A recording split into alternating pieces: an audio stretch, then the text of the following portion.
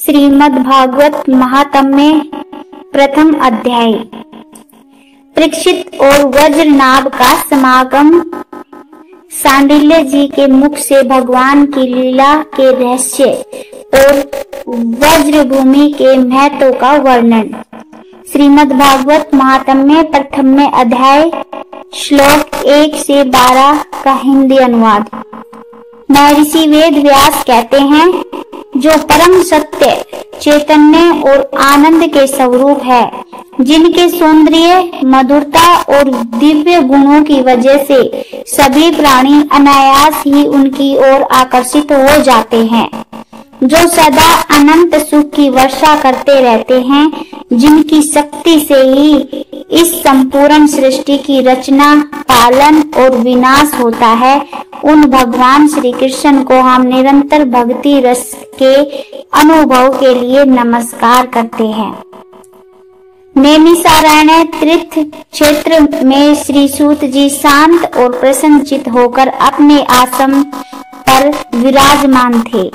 तभी भगवान की अमृत समान लीलाओं के रसिक उनकी दिव्य कथाओं का रस लेने में निपुण शौनक आदि ऋषियों ने उन्हें नमस्कार किया और उनसे यह प्रश्न पूछा, हे सूत जी, जब धर्मराज युधिष्ठिर ने मथुरा क्षेत्र में अनिरुद्ध पुत्र वज्र को और हस्तिनापुर में अपने पुत्र परीक्षित को राजा बना दिया, फिर समय हिमालय की ओर स्वर्गारोहण के लिए चले गए, तो बताइए कि उसके बाद राजा वज्र और परीक्षित ने कौन कौन से कार्य किए।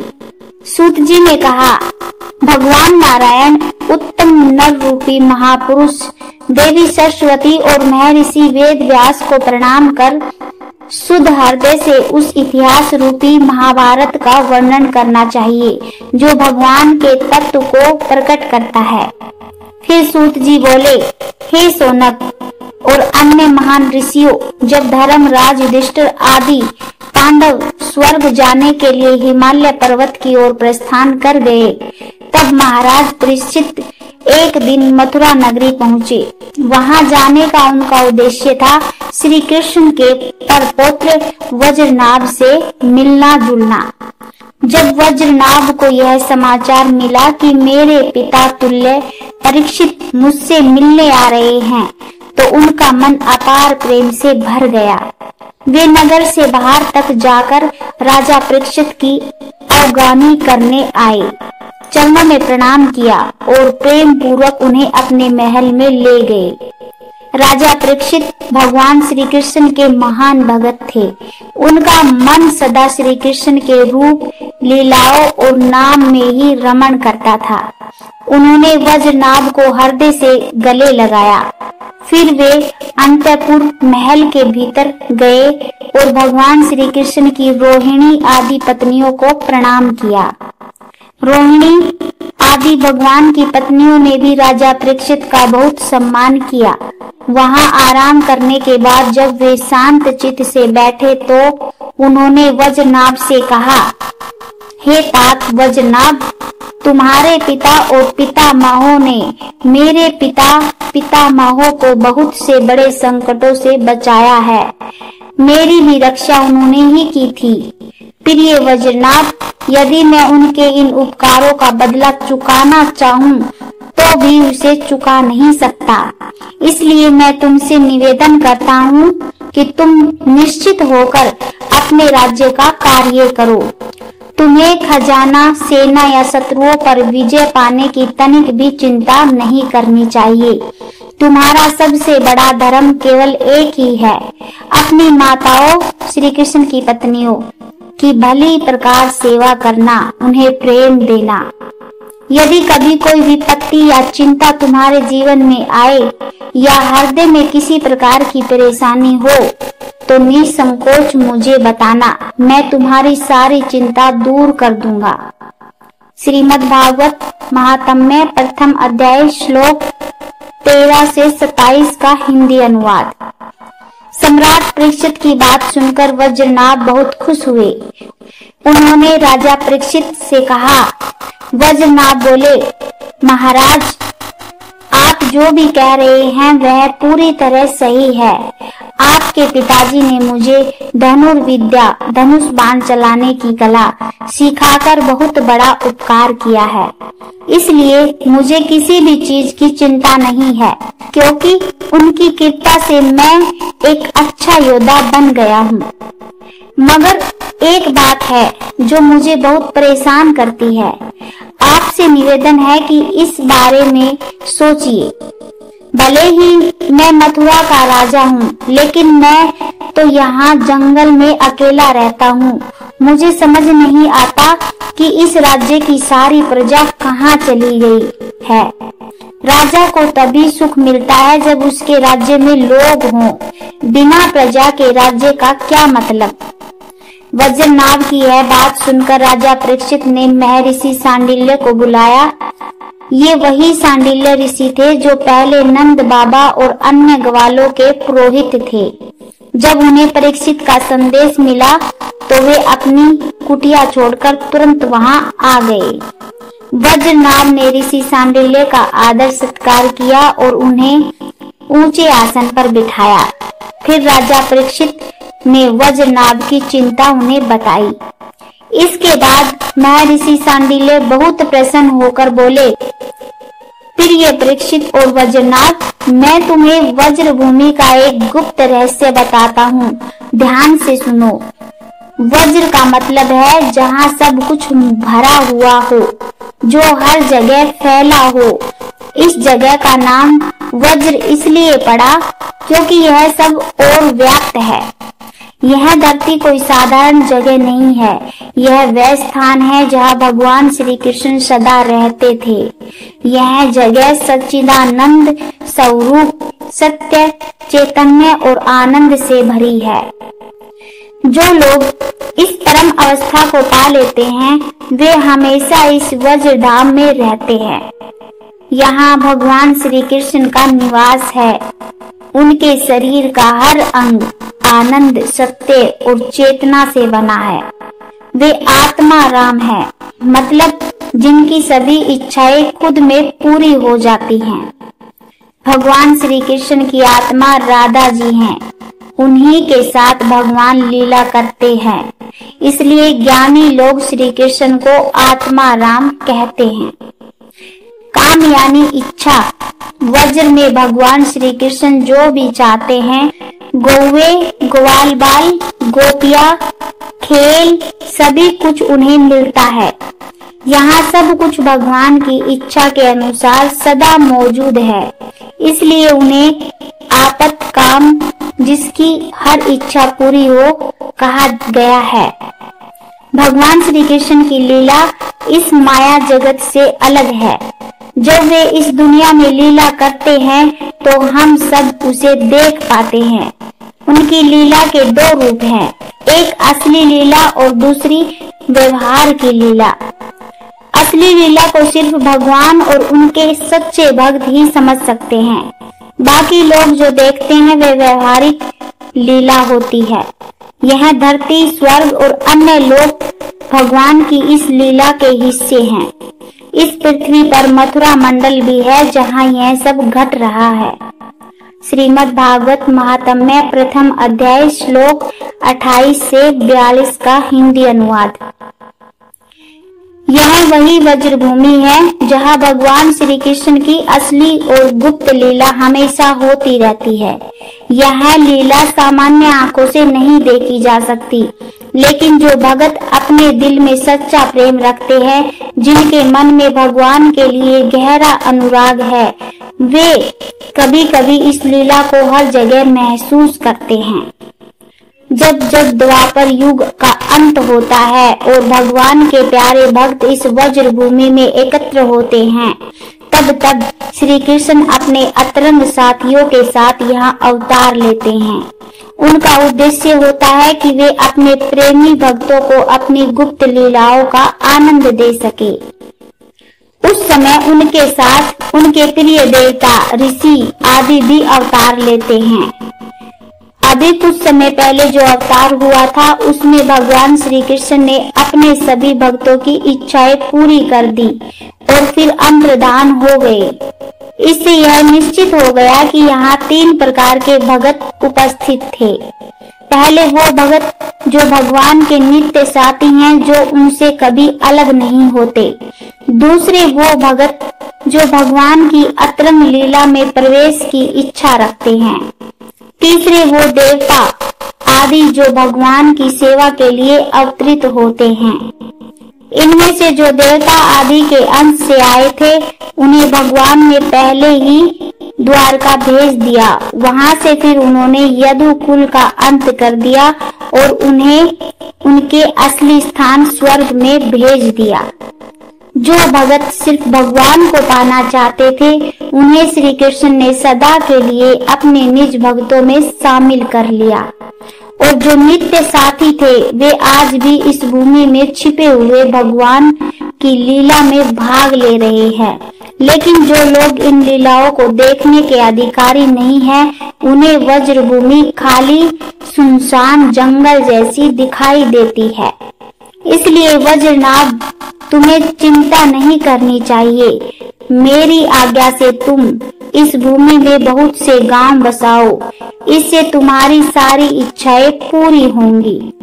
भगवान श्री कृष्ण ने जहाँ जहाँ जैसी लीला की है, वहाँ कहाँ के स्थानों के नाम रखकर गांव बसाओ।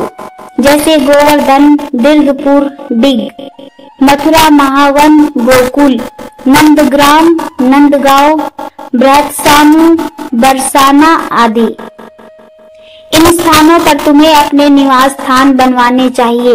वहां रहकर भगवान श्री कृष्ण की लीलाओं से जुड़ी नदियों, पर्वतों, घाटों, सरोवरों, कुंडों और कुंजवनों का आदर सम्मान और सेवा करनी चाहिए। ऐसा करने से तुम्हारे राज्य की प्रजा सुखी होगी और तुम स्वयं भी बहुत आनंदित रहोगे। यह वज्रभूमि सच्चिदानंद स्वरूप है, इसलिए इसे प्रेम पूर्वक सेवा करो। मेरी कृपा से तुम्हें यहाँ के सभी दिव्य स्थल पहचान में आ जाएंगे। वज्रनाभ, जब तुम इस भूमि की सेवा करोगे तो एक दिन तुम्हारी मुलाकात उद्धव जी से होगी।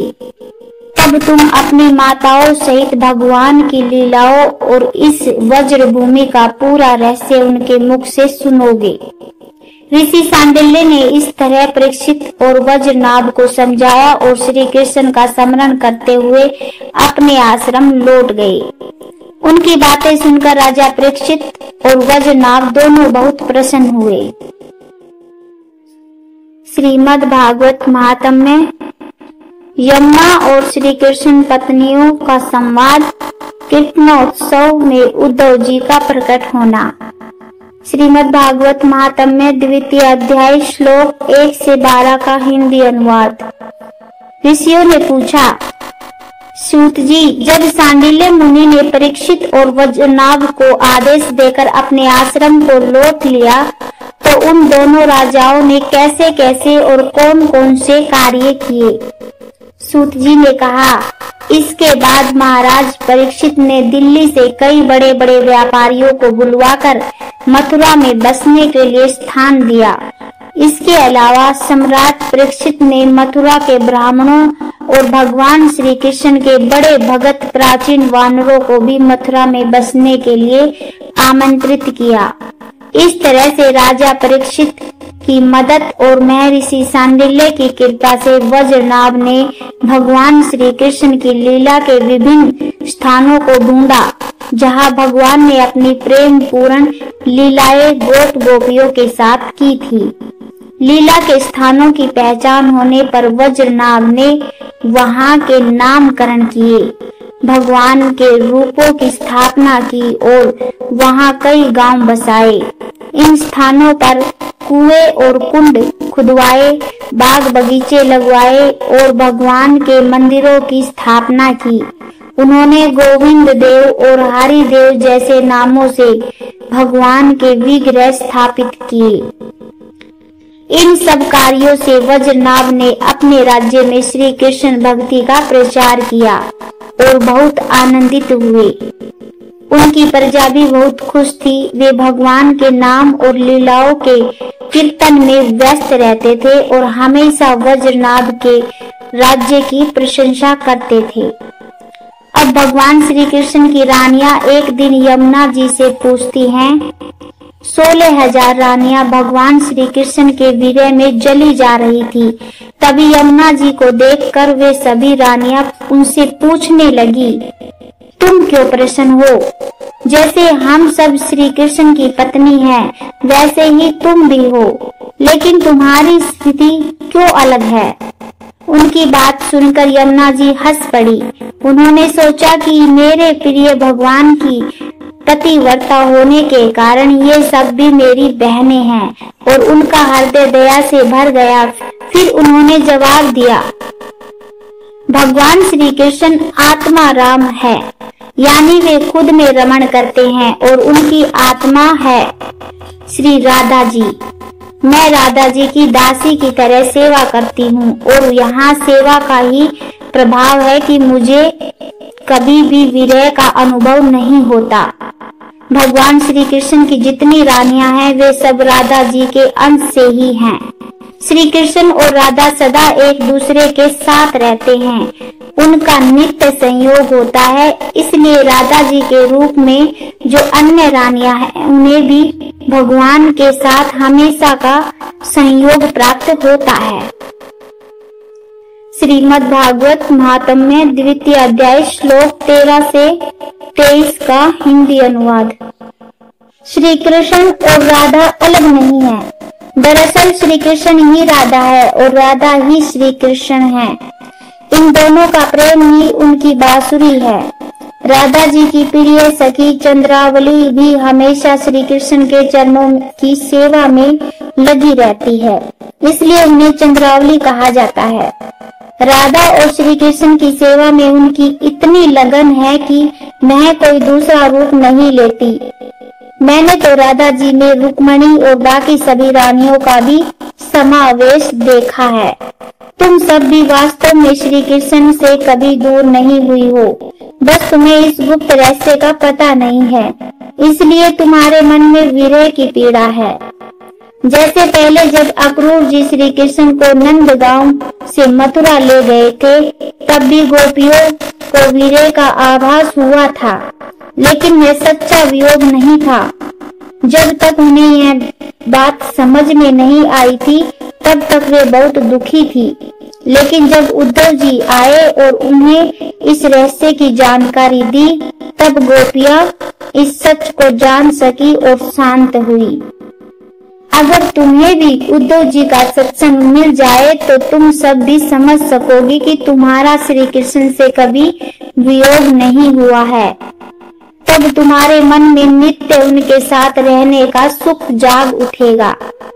सूत जी बोले, ऋषियों, जब यमुना जी ने श्री कृष्ण की रानियों को इस प्रकार समझाया, तब रानियों के मन में यह इच्छा और बढ़ गई कि काश हमें भी उद्धव जी का दर्शन हो जाता, जिससे हम अपने प्रिय श्री कृष्ण के नित्य साथ का सुख पा सकते।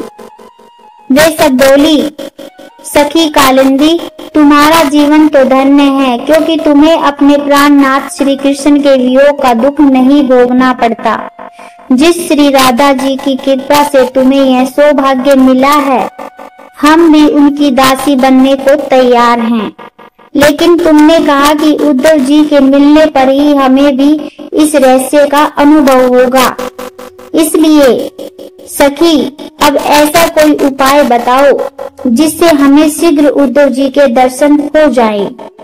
तब यमुना जी ने श्री कृष्ण की 16 कलाओं का स्मरण करते हुए कहा, जब भगवान श्री कृष्ण अपने धाम जाने लगे, तब उन्होंने अपने मंत्री उद्धव जी से कहा था, उद्धव, अब तुम्हें अपनी साधना पूरी करने के लिए बद्री का आश्रम जाना चाहिए। भगवान की आज्ञा पाकर उद्धव जी इस समय बद्री का आश्रम में ही अपने असली रूप में हैं। वहाँ वे भगवान के बताए हुए ज्ञान का उपदेश साधकों को देते हैं।